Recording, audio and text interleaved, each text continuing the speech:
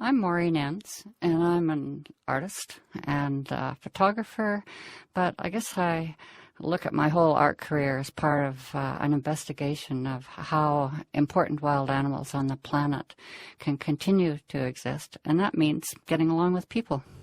And so I thought, Banff National Park's my backyard. Why don't I take a look at the grizzly bear as a symbol of the mountains and the land I love? I didn't really think it through because I was afraid of bears. I ran into Rick Cornelius, who was then warden and working in parks, and I said, look, is it possible for me to do a study of grizzly bears and look at them from an artist's perspective and see if I can take some photographs and deal with some artwork? And Rick was very keen on the idea. And so I spent half my time in my truck roaming up and down the highway between Jasper and Lake Louise and photographed Blondie and Dagwood. And while that was happening, I started reading these articles in the Crag and Canyon that Rick had been writing. Rick Cornelius had written about Kootenai, a famous black bear. And I was off because that really tweaked my imagination. So while I was looking at Blondie and Dagwood and photographing them and then starting to develop some early drawings of Blondie and Dagwood, my fear of the grizzly surrounded that imagery. It was all lots of red and outlining the bear like you would a murder victim. And I sort of still saw the grizzly as a serial killer lurking behind every tree, that whole story.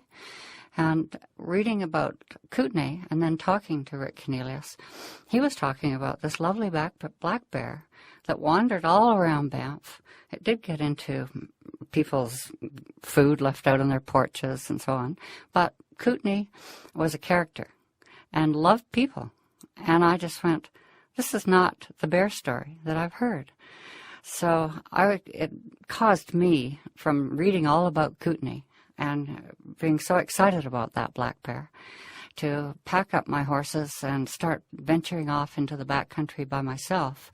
And then I had some really pivotal experiences, and my horse, Spud, became my teacher in that early period about the fact that you can trust a grizzly. And Spud, the horse, one day allowed a mother and her cubs to wander right up to him while he was having a snooze, and I was sitting on his back, and they sort of grazed 5 feet away. And I thought, well, time to get out the video camera. And I took photos from Spud's back as he snoozed with the bears right beside him. One time I was up at Mount Assiniboine, and very graciously the guests of Sepp and Barb Renner, and everyone was talking about this bear, Lily, and she had just had cubs last year. So I was up there with Rick, and 3 little cubs were at her side. And I had been giving talks to the staff over the last few years on bear language and what you should do when you meet a bear in the trail, and should you run down the trail when bears are in the area, and all this kind of thing, and bear spray and all these things. But Joe, who was the attendant on the campground, and his wife Melissa, who was the cook there, said, this bear's amazing, and you've got to go see her. And so I was about 5 times into Assiniboine last summer to watch her. And I bet there's between 1,000 and 2,000 visitors in that Assiniboine region in the summer. And she, I'm sure, just sat back and watched everybody go back and forth down the trail. But occasionally you'd get really good glimpses of her. I stayed very far away from her because I didn't want her to become used too close to me, because she wanders out of parks where it's a hunting area. But I thought, this bear has never had anything negative happen to her in her entire life. She was probably born here.